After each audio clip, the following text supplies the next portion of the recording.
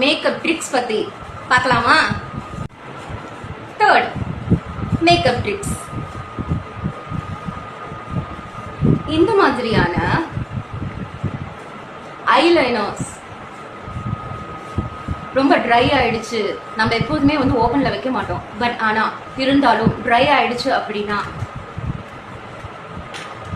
இந்த மாதிரி ஸ்பாச்சுலாஸ்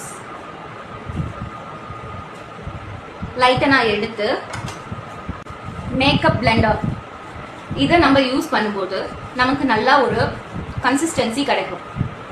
அந்த மாதிரி தான் நான் அப்ளிகேஷன் பண்ணியிருக்கேன் ஐப்ரோக்கு.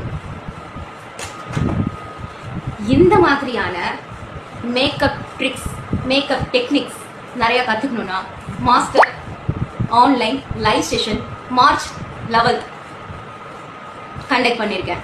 3 PM லேருந்து 6 PM வரைக்கும். மறக்காம அட்டென்ட் பண்ணுங்க.